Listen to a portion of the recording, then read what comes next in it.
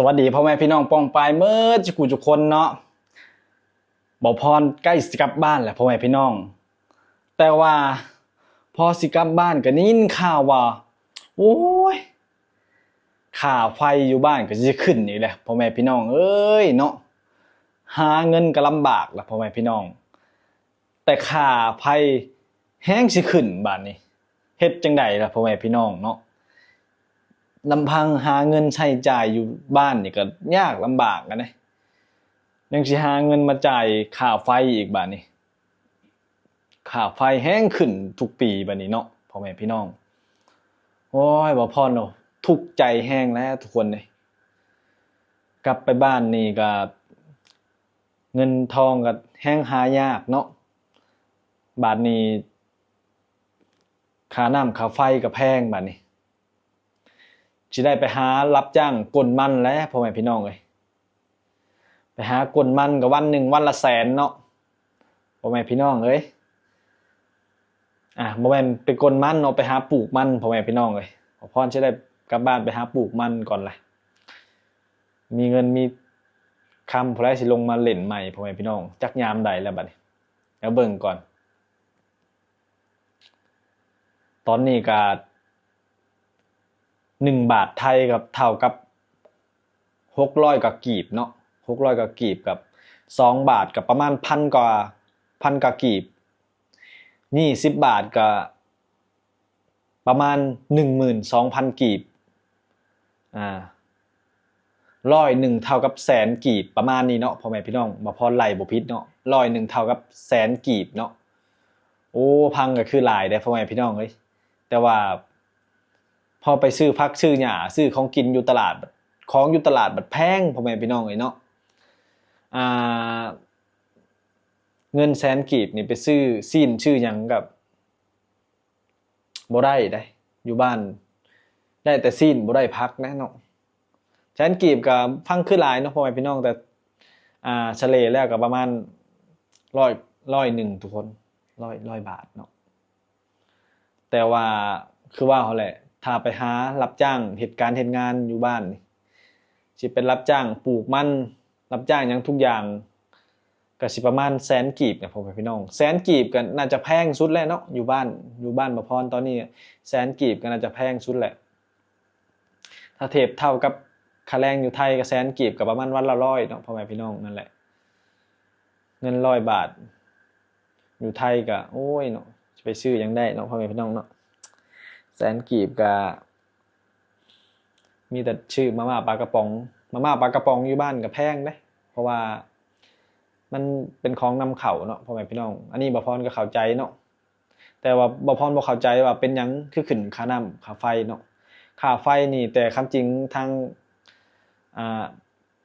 นโยบายเพิ่นก็แจ้งมาแล้วเนาะเท่าที่บ่พรเห็นข่าวมาเนาะเพิ่นก็แจ้งลงหน้าแล้วล่ะ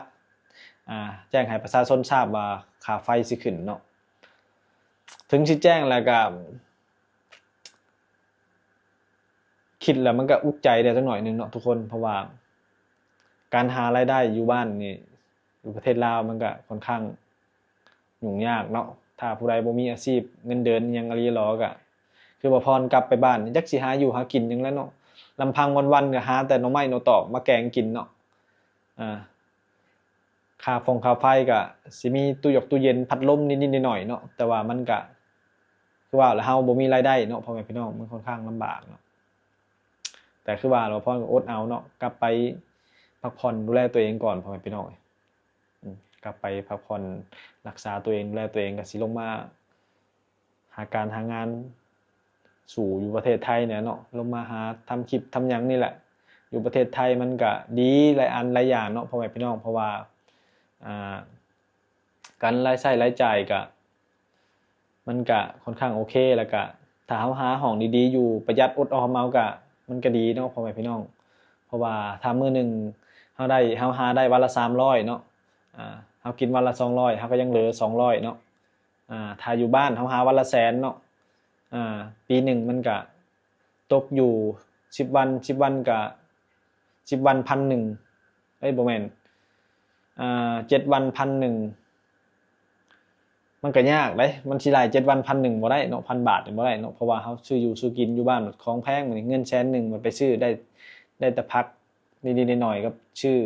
หมูชื่อไก่นิดหนึงเนาะนั่นแหละพ่อแม่พี่น้องความแตกต่างเนาะ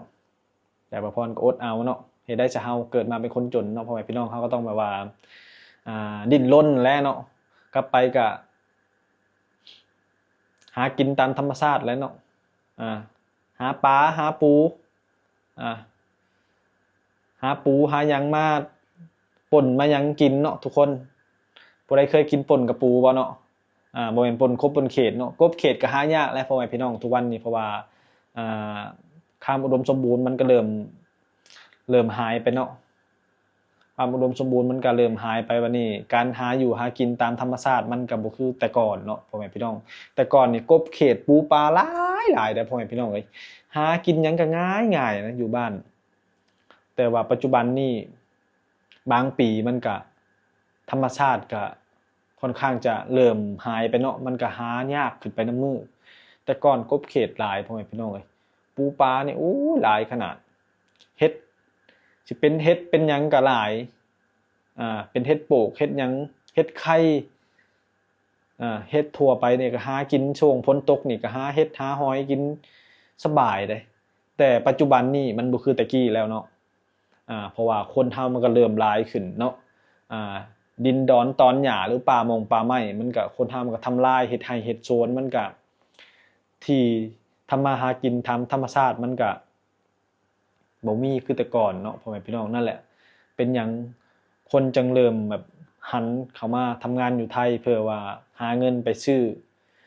กินเลี้ยงชีพฝากให้พ่อให้แม่เนาะถ้าผู้ใดบ่มีลูกมีเต้าก็ลำบากแรงพ่อแม่พี่น้องเอ้ยลำบากแรงเพราะว่าคนลาวก็ยังบางคนก็ยังจนหลายเนาะหน่อไม้ก็มันก็หาบ่คือแต่ก่อนแหละหน่อไม้บางที่บางทางก็หลายคนหลายหาพ่อแม่พี่น้องเอ้ยหน่อไม้มันสิปลงทันบ่เนาะคนหลายก็ของกินเด้ถ้าผู้ใดมีเงินมีทองเนาะหาเงินหาคำมีอาชีพก็ซื้ออยู่ซื้อกินมันก็ซื้อหมูสู้ไก่มันก็พออยู่พอกินพ่อแม่พี่น้องอยู่บ้านก็ได้ถ้าว่าอยู่ฝั่งลาวนี่ถ้าหาเงินเดือนได้เดือนละหมื่นบาทนี่ทุกคนอันนี้ว้าวได้เลยว่าถ้าหาเดือนหนึ่งได้10,000 บาทนี่สบายเลยพ่อแม่พี่น้อง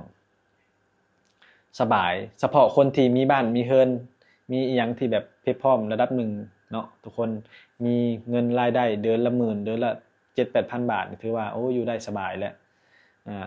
ถ้าอาศัยเฮ็ดไร่เฮ็ดนามันก็บ่ได้เนาะพ่อแม่พี่น้องเฮ็ดไร่เฮ็ดนามันเป็นรายได้ปีเนาะเฮ็ดมาก็ข้าวนำซ้ำปลามันก็เฮาต้องกินขายมันก็บ่ได้เป็นราคาขนาดนั้นเพราะว่าปีหนึ่งเฮาเฮ็ดแค่ครั้งเดียวเนาะอ่า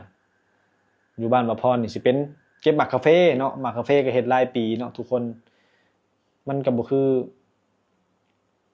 รายได้ต่อเดือนเนาะถ้ารายได้ต่อเดือนนี่มันดีเนาะถึงเฮาสิใช้หมดแต่ว่าสิ้นเดือนมาเฮาก็ได้มาเพิ่มเนาะคือเฮาเฮ็ดงานอยู่ไทยเนาะพ่อแม่พี่น้องสมมุติว่ามันดีหม้องใดเนาะสมมุติว่าสิ้นเดือนนี้เฮาอาจจะเก็บบ่ได้แต่ว่าถ้าสิ้นเดือนหน้าเฮารีเซ็ตตัวเองได้เฮาก็อ่าเหลือเงินเก็บเนาะเพราะว่าเฮาเฮ็ดงานอ่ารายเดือนเนาะทุกคนถ้าว่าเฮ็ดไร่เฮ็ดนานี่สิอาศัยขายข้าวขายน้ำมันก็บ่พอเด้เพราะว่ารายใช้รายจ่ายมันจ่ายทุกวันเนาะค่าน้ำค่าไฟค่ากินค่าอยู่เขาต้องซื้อทุกวันเนาะพ่อแม่พี่น้องนั่นแหละโอ้ยบ่พรก็อุกใจเลยพ่อแม่พี่น้องเอ้ยกลับบ้านไปเนาะบ่พรคิดแฮงตอนนี้แต่มันจำเป็นเนาะพ่อแม่พี่น้องนั่นแหละเงินค้ำกับบ่มีดอกแต่ว่าก็ต้องกลับไปก่อนเนาะเดี๋ยวอ่า ตั้งตัวได้หรือว่ากลับไปรักษาตัวเองพักผ่อนให้หายดีหายเมื่อยหายหยังก็สิลงมาหางานแล้วก็มาหาเวียกเฮ็ดสู่งานอยู่ไทยต่อนี่แหละเพราะว่าอยู่ไทยมันก็ทำให้เฮามีอยู่มีกินระดับหนึ่งเนาะพ่อแม่พี่น้องเอ้ยมาพรยังอุกอยู่เนาะเงินก็บ่มีก็ยังบ่สบายเนาะก็ยังสิได้กลับบ้านพ่อแม่พี่น้องเอ้ยพรทุกข์ใจแล้วเนาะกลับบ้านกลับไปกลับมามันก็ใช้เงินเนาะแต่เฮ็ดได้เนาะทุกคนเนาะชีวิตมันก็ต้องสู้แม่นบ่ล่ะถ้าไผยอมแพ้มันก็คือเท่ากับคนเฮาจนมุมเนาะเฮาก็ต้องสู้เพราะว่าคนทุกคนมันก็มีครอบครัวเนาะมีญาติ ติพี่น้องมีครอบครัวที่เบิ่งแย่งแล้วก็เร่งดูเนาะทุกคนเฮาก็ต้องสู้นั่นแหละบ่พรก็สู้เอาเนี่ยตอนนี้ก็ยังบ่มีอนาคตอาจสิมีก็ได้เนาะคนเฮาก็มันบ่มีหยังแน่นอนเนาะทุกคนโอ้ยกลับเงินกลับไปนี่ก็ใช้เงินหลายเด้อพ่อแม่พี่น้องเอ้ยนั่งรถนั่งรางเนาะค่ารถเพื่อฮอดบ้านนี่ก็เบิดหลายพันแล้วเด้ตายโลดแบบนี้เฉพาะค่ารถก็พอแห้งอะนะค่ารถนี่ก็ค่าอาหารค่าหนีเพื่อฮอดบ้านก็หลายพันอีกพ่อแม่พี่น้องเอ้ยกลับบ้านไปก็อาจจะไปหาหมอหาหยังอีก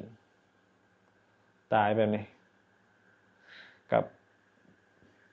เงินบ่หลายก็กลับไปก็นั่นแหละหา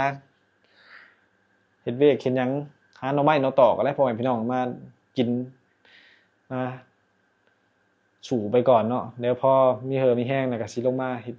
หางานหาหยังอยู่ไทยนี่แหละคลิปนี้ก็บ่มีหยังหลายเนาะพ่อแม่พี่น้องเอ้ยมานั่งเว้านั่งคุยนั่งจมไปสิแหละเนาะคนมันเครียด นั่นแหละผู้ใดเข้ามาก็ฝากเป็นกำลังใจบ่พรแล้วก็อ่าฝากกดไลค์กดแชร์ด้วยเด้อถ้ากลับไปบ่พรก็สิพยายามถ่ายคลิปถ่ายหยังให้พ่อแม่พี่น้องพ่อแม่เบิ่งตลอดเวลาเนาะขอบคุณขอบใจพ่อแม่พี่น้อง